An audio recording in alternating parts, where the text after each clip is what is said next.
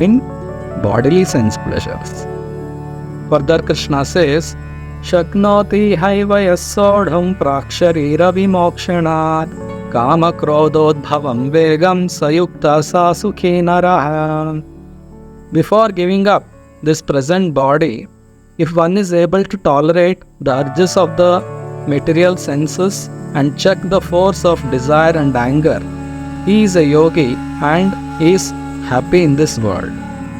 Actually, this material body, especially the human form of life, is meant for spiritual elevation.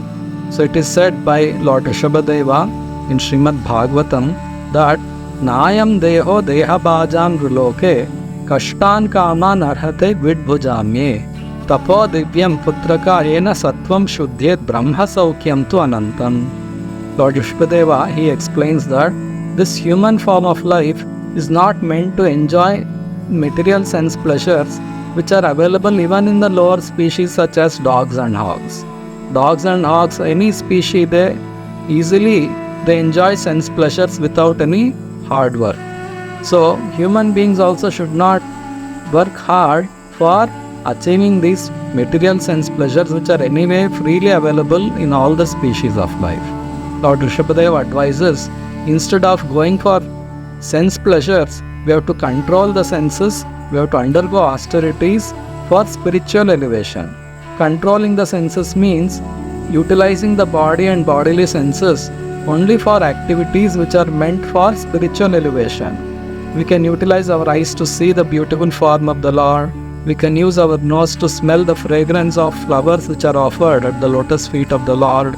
We can use our ears to hear about the glories of the Lord, the pastimes of the Lord. We can use our tongue to glorify the holy names of the Lord, to describe the pastimes of the Lord, and to taste the Mahaprasadam of the Lord. We can use our skin touch sensation in touching the devotees of the Lord. In that way, we can utilize our body for becoming more and more attracted, more and more attached to the Supreme Lord Krishna and his devotional activities. And we should avoid all sorts of sense pleasures. So in this way, when we live in this material world, we will become completely purified by lust, greed and anger. This is a symptom of advancement in spiritual life. Advancement in spiritual life means one should be thoroughly detached from body sense pleasures, and one should derive pleasure of the soul by pleasing the Supreme Lord. We need enjoyment. We cannot live without enjoyment. But we have to derive true enjoyment by serving the Supreme Lord. When a devotee serves the Supreme Lord, because we are all parts of the Lord, when the Lord is pleased, all the parts of the Lord gets pleasure. So by pleasing the Lord, the devotee derives unlimited pleasure. So this is the way we have to enjoy. And a self-realized soul, one who is having complete knowledge, he enjoys within because he is completely connected with the Supreme Lord. He can sit in any place and he enjoys the happiness of life because he is completely connected with the Lord through love and devotion. He does not require any external arrangement, any external bodily sense pleasures for his enjoyment. He is always happy because he has achieved true knowledge that I am eternal servant of Krishna.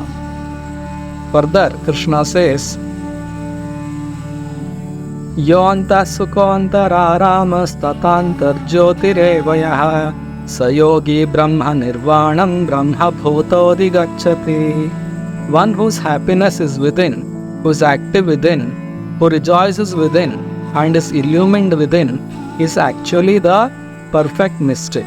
He is liberated in the Supreme and ultimately he attains the Supreme. So as I was explaining, because of complete knowledge, a pure devotee of Krishna, he is always enjoying within because he is in touch with the super soul in the heart. The Lord is there in the heart. He is completely connected with the Supreme Lord. He knows the Supreme Lord's desires and he is active in serving the Supreme Lord. The Lord wants all the living beings to go back to him. So enlightened soul, a devotee, he works hard in preaching the message of Krishna, preaching Bhagavad Gita to all the living beings, especially the human beings, because in human form of life we can understand transcendental knowledge. So a devotee is busy distributing the message of Bhagavad Gita. He enlightens as many souls as possible so that they can give up false material enjoyment and enjoy truly by performing devotional service to the Supreme Lord. So in this way he is busy in serving the Lord, and he enjoys within himself the transcendental pleasure of making more and more people surrender to Krishna. He gets pleasure in seeing the number of devotees increase, and he is very, very happy. And even if people don't take up to devotion, he is happy because he has put all his efforts to please the Lord, and the Lord is pleased by his efforts. So in this way, a devotee is very happy within, he rejoices within. He does not require any other external material enjoyment, material sense pleasures, or anyone's appreciation.